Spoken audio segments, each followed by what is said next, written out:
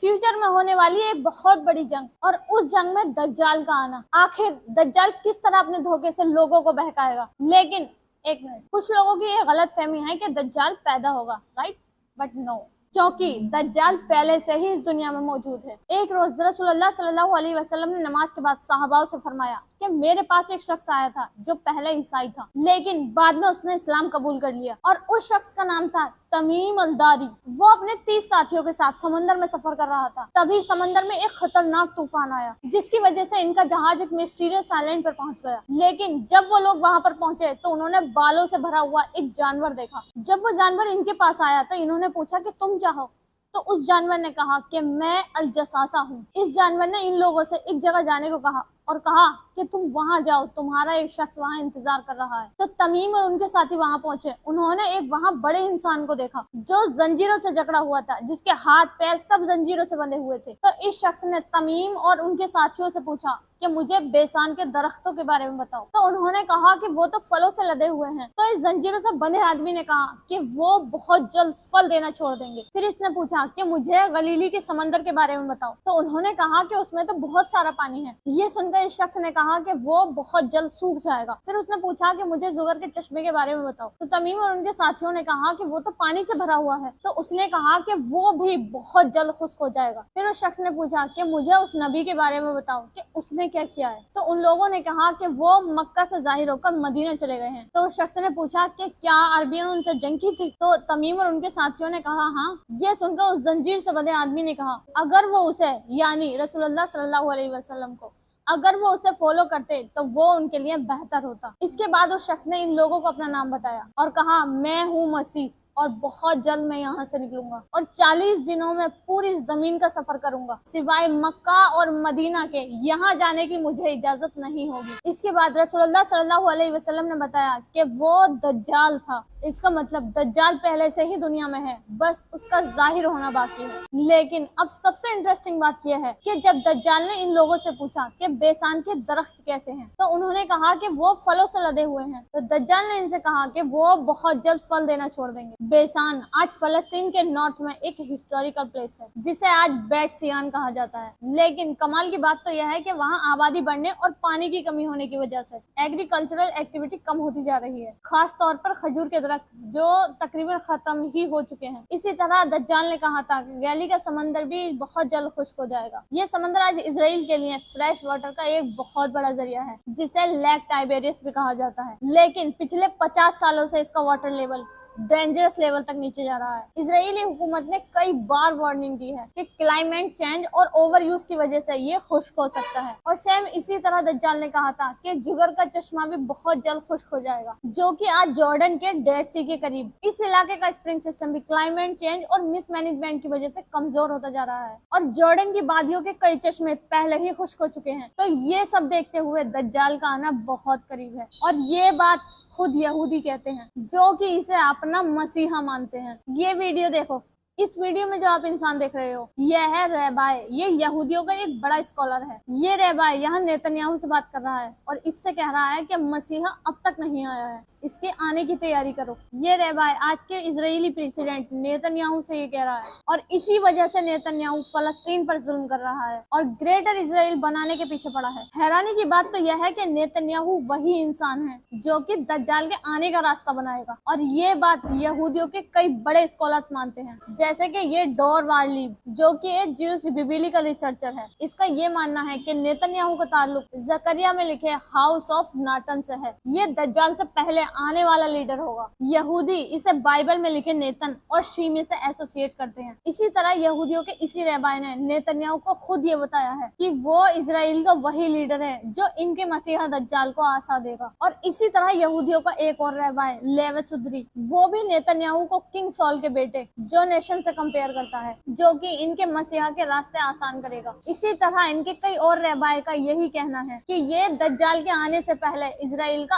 आखिरी prime minister होगा। और ये तो क्लियरली आप इस वीडियो में देख सकते हो कि किस तरह इनका स्कॉलर इसे क्लियरली कह रहा है कि मसीहा के आने की तैयारी करो। और आज आप खुद देख सकते हैं कि नेतन्याहू किस तरह दज्जाल के आने की तैयारियां कर रहा है। ये यहूदी दज्जाली सिस्टम ला रहे हैं जो कि न्यू वर्ल्ड ऑर्डर है। A new world order. A new world order. यानी पूरी दुनिया में एक ही हुकूमत, Where diverse nations are drawn together in common cause. एक ही currency. We will have the kind of global governance that is necessary to ensure the stability and transparency of markets. और एक ही मजहब होगा जो कि आज होता नजर आ रहा है। जैसे कि इस टाइम अमेरिका पूरी दुनिया को कंट्रोल करने की कोशिश कर रहा है। We are America, second to none, and we own the finish line.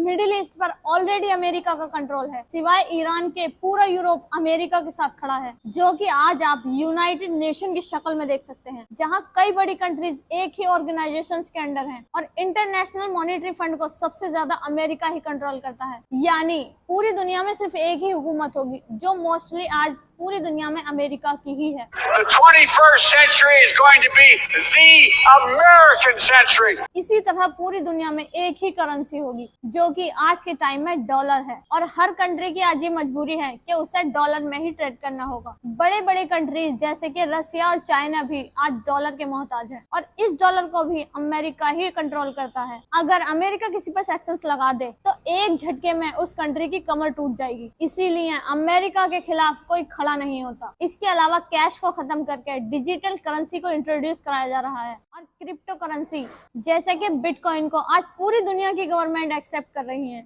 I became a fan of crypto. पूरी दुनिया में डिजिटल आइडियाज और सर्विलेंस सिस्टम लाया जा रहा है जहां हर शख्स का डेटा हुकूमत के पास है। बायोमेट्रिक, आईडी कार्ड्स, इन सब से हुकूमत हर इंसान के बारे में जानती है। तो ये दज्जाली निजाम आज पूरी दुनिया में बहुत तेजी से बढ़ रहा है। इन सब के बाद एक दिन दज्जाल निकलेगा और पूरी दुनिया में फितना फैलाना शुरू करेगा। वो मुर्दों को जिंदा करके लोगों को दिखाएगा और लोग उसे खुदा समझेंगे। जिस साल दज्जाल आएगा उस साल बारिशें बहुत कम होंगी और पूरी दुनिया में ड्राउट होगा, फसलें नहीं होंगी और खाने की किल्लत होगी। लोग भूखे मर रहे होंगे और वो जहाँ चाहेगा बारिश बरसाएगा और जमीन को हुक्म देगा तो वो सब्जी उगाएगी। मतलब ये कि ये नेचर को कंट्रोल करेगा और वो ये सब एक टेक्नोलॉजी को यूज करके करेगा जिसे आज हम क्लाउड सीडिंग कहते हैं। और इस टेक्नोलॉजी को आज कई कंट्रीज यूज कर रहे हैं जैसे कि दुबई, सऊदी अरब, चाइना, अमेरिका। इस टेक्नोलॉजी का यूज करके उन इलाकों में भी बारिश करवाई जा सकती है जहां फसलें नहीं उगती। इसी वजह से अरब कंट्रीज इस टेक्नोलॉजी पर हैवी इन्वेस्टमेंट कर रहे हैं क्योंकि वहां बारिशें बहुत कम होती हैं। इसमें प्लांट्स के थ्रू बादलों में पार्टिकल्स छोड़े जाते हैं जिससे बारिश होती है। और इसी तरह दज्जाल भी मोस्ट लाइकली इसी टेक्नोलॉजी का यूज करके मौसम को कंट्रोल करेगा। इमाम जाफर सादिक अलैहिस्सलाम ने फरमाया, दज्जाल एक शख्स से कहेगा कि मैं अगर तुम्हारे माँ बाप को जिंदा कर दूं तो क्या तुम मुझे खुदा मान लोगे? तो वो शख्स कहेगा हाँ। इसके बाद दो शैतान इसके माँ बाप के रूप में आएंगे और उस शख्स से कहेंगे कि यही तुम्हारा खुदा है, इसको फॉलो करो। तो वो ये सब शायद एआई का यूज करके ही करेगा। जिस तरह आज एआई का यूज करके आप किसी भी इंसान का face exact same to same बना सकते हैं और यहाँ तक कि उसकी आवाज भी क्लोन कर सकते हो। इसके अलावा होलोग्राफिक प्रोजेक्शन टेक्नोलॉजी से तो आप इंसान को क्लोन करके अपने सामने खड़ा कर सकते हो और उससे बात भी कर सकते हो। आज एआई ग्लासेस से ये चीजें आपके सामने हो रही हैं। The next generation of Ray-Ban Meta smart glasses. और इसी तरह रोबोटिक टेक्नोलॉजी भी काफी प्रोग्रेस कर रही है जिससे फ्यूचर में काफी रियलिस्टिक रोबोट्स भी बनाए जा सकते हैं। और जो सबसे कमाल की टेक्नोलॉजी है वो है न्यूरालिंक। Neuralink. ये कंपनी एक ऐसी चिप डेवलप कर रही है जिसे इंसानों के ब्रेन में लगाकर उनके ब्रेन की कैपेबिलिटीज बढ़ाई जा सके। अब अगर किसी इंसान के ब्रेन में ऐसी चिप लगा दी जाए जिससे इसे किसी भी तरह का इल्यूजन दिखाया जा सके तो उसे ये भी दिखाया जा सकता है कि इसके सामने इसके पेरेंट्स जिंदा हो रहे हैं। अब इंटरेस्टिंग बात तो यह है कि न्यूरालिंक ने इसे ह्यूमन पर सक्सेसफुली टेस्ट भी कर लिया है और अब वो इसे और ह्यूमन पर टेस्ट करने वाले हैं। तो दज्जाल भी कहीं ना कहीं इनमें से किसी टेक्नोलॉजी का यूज करके इल्यूजन क्रिएट करेगा। इसके साथ 70,000 यहूदी होंगे और फॉलोवर्स में ज्यादातर वो लोग होंगे जिनके पास ज्यादा इल्म नहीं होगा। अफसोस की बात यह है कि कुछ मुसलमान भी इसे खुदा मान लेंगे जिन्हें दज्जाल का पता भी होगा लेकिन वो फिर भी इसके फितने में आ जाएंगे। रसूलुल्लाह सल्लल्लाहु अलैहि वसल्लम ने फरमाया कि हजरत आदम अलैहिस्सलाम से लेकर दज्जाल तक इतना बड़ा फितना कभी नहीं आया और ऐसे कोई नबी नहीं गुजरे जिन्होंने अपनी कौम को दज्जाल से वार्न न किया हो। ये इतना बड़ा फितना होगा क्योंकि इसके पास भी अपनी जन्नत और दोज़ख होगी। इसकी दोज़ख हकीकत में जन्नत होगी और जन्नत हकीकत में दोज़ख होगी। यानी कि ये एक इल्यूजन होगा जो कि वो होलोग्राफिक प्रोजेक्शन और AI टेक्नोलॉजी का यूज करके दिखाएगा। दज्जाल के इसी फितने में लाखों लोग आने लगेंगे और वो पूरी दुनिया में हर जगह जाएगा सिवाय मक्का और मदीना के। वहाँ ये एंटर नहीं हो पाएगा क्योंकि वो पाक जगहें हैं। रसूलुल्लाह सल्लल्लाहु अलैहि वसल्लम ने फरमाया कि दज्जाल हवा की तरह तेज सफर करेगा। वो एक ऐसी चीज पर सवार होगा जिसके कानों के बीच 40 बाजू जितना फासला होगा, जो कि ऑफ कोर्स प्लान होगा, जो इंसेंटली फास्ट होगा। और आप ये भी जानते हैं कि आज दुनिया के 99% प्लेन्स व्हाइट कलर के हैं, तो वो सवारी एक्चुअली प्लान ही होगा जिस पर दज्जाल सफर करेगा। और दज्जाल की एक आंख कानी होगी और इसके माथे पर काफारा काफिर लिखा होगा। दज्जाल पूरी दुनिया में फितना फैला रहा होगा और उधर दूसरी तरफ हजरत इमाम मेहदी अलैहिस्सलाम कॉन्स्टेंटिनोपल को फतह करने के बाद दुनिया के सबसे पावरफुल इंसान बन चुके होंगे। तभी उन्हें खबर मिलेगी कि दज्जाल ने मुसलमानों के घरों पर कब्जा कर लिया है। तो हजरत इमाम मेहदी अलैहिस्सलाम अपनी फौज के साथ फुल स्पीड से सीरिया की तरफ जाएंगे। लेकिन जब वो वहां पहुंचेंगे तो दज्जाल सीरिया पर कब्जा कर चुका होगा। अब हजरत इमाम मेहदी अलैहिस्सलाम के सामने दज्जाल जैसी ताकत होगी जिससे इनके लिए लड़ना काफी डिफिकल्ट होगा। तब अल्लाह पाक एक ऐसे इंसान को दुनिया में भेजेगा जो कि दज्जाल का मुकाबला करेगा, जिन्हें हम हजरत ईसा अलैहिस्सलाम कहते हैं। डेमेस्कस की ईस्टर्न साइड पर सफेद मीनार वाली मस्जिद पर दो फरिश्तों के परों पर हाथ रखे हुए उतरेंगे। उन्होंने जाफरान से रंगे हुए दो कपड़े पहने हुए होंगे। इनके बालों से पानी के कतरे गिर रहे होंगे। जिस मस्जिद पर हजरत ईसा अलैहिस्सलाम उतरेंगे उस मस्जिद में हजरत मेहदी अलैहिस्सलाम अपनी फौज के साथ नमाज की तैयारियां कर रहे होंगे। हजरत ईसा अलैहिस्सलाम मस्जिद में दाखिल होंगे तो हजरत इमाम मेहदी अलैहिस्सलाम उनसे इमामत के लिए कहेंगे। तो हजरत ईसा अलैहिस्सलाम कहेंगे कि इकामत तुम्हारे लिए हुई क्योंकि तुम इस उम्मत के लीडर हो। फिर हजरत इमाम मेहदी अलैहिस्सलाम इमामत करवाएंगे। नमाज के बाद हजरत इमाम मेहदी अलैहिस्सलाम लीडरशिप हजरत ईसा अलैहिस्सलाम के हवाले कर देंगे। फिर हजरत ईसा अलैहिस्सलाम फौज को तैयार करेंगे क्योंकि दज्जाल के साथ भी बहुत बड़ी फौज होगी। इसके पास दुनिया की टेक्नोलॉजी सब कुछ होगा। हजरत ईसा अलैहिस्सलाम मुसलमानों को गाइड करेंगे। हजरत ईसा अलैहिस्सलाम को देखकर मुसलमानों का हौसला और भी ज्यादा बढ़ जाएगा क्योंकि अब इनमें एक नबी मौजूद होंगे और शायद से हजरत ईसा अलैहिस्सलाम के पास स्पिरिचुअल पावर्स भी होगी। इसीलिए जब दज्जाल को पता लगेगा कि हजरत ईसा अलैहिस्सलाम इस दुनिया में आ चुके हैं तो वो भागने की कोशिश करेगा। रसूलुल्लाह सल्लल्लाहु अलैहि वसल्लम ने फरमाया कि हजरत ईसा अलैहिस्सलाम को देखकर वो नमक की तरह पिघलेगा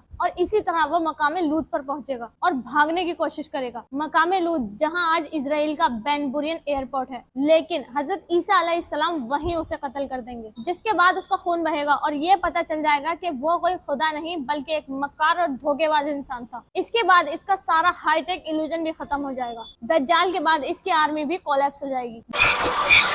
बहुत से लोग इसे छोड़कर फिर से इस्लाम कबूल कर लेंगे, कुछ भाग जाएंगे और जो कुछ इसके फॉलोवर्स होंगे वो बीमारी से मर जाएंगे। फिर हजरत इमाम मेहदी अलैहिस्सलाम और हजरत ईसा अलैहिस्सलाम दोबारा मुसलमानों को दीन की दावत देंगे। पूरा दज्जाली सिस्टम भी खत्म हो जाएगा। फिर हजरत ईसा अलैहिस्सलाम उस वक्त दुनिया के सबसे बड़े लीडर बन चुके होंगे और वो रसूलुल्लाह सल्लल्लाहु अलैहि वसल्लम की शरीयत के मुताबिक ही हुकूमत करेंगे। रसूलुल्लाह सल्लल्लाहु अलैहि वसल्लम ने फरमाया कि हजरत ईसा अलैहिस्सलाम इस जमीन को इस तरह इंसाफ से भर देंगे जिस तरह ये दुनिया पहले नाइंसाफी से भरी हुई थी। हजरत ईसा अलैहिस्सलाम क्रिश्चियनिटी को भी खत्म कर देंगे और उस वक्त सिर्फ इस्लाम ही पूरी दुनिया में होगा, जिसका जिक्र हमें कुरान में भी मिलता है। यहूद और नसारा हजरत ईसा अलैहिस्सलाम को कबूल कर लेंगे और उन्हें फॉलो करेंगे। हजरत ईसा अलैहिस्सलाम सुअर, शराब और बहुत सी चीजों को हराम कर देंगे जिन्हें लोगों ने हलाल समझा होगा। इस वक्त हजरत ईसा अलैहिस्सलाम के पास दुनिया भर की दौलत होगी जिसे वो सारे लोगों में बांट देंगे। ज़कात लेने वाला कोई नहीं होगा, गुर्बत खत्म हो जाएगी, जमीन फसल उगाना फिर से शुरू करेगी, हर तरफ खुशहाली होगी। हजरत इमाम मेहदी अलैहिस्सलाम हजरत ईसा अलैहिस्सलाम के साथ रहेंगे, लेकिन हजरत इमाम मेहदी अलैहिस्सलाम अपने ज़हूर के बाद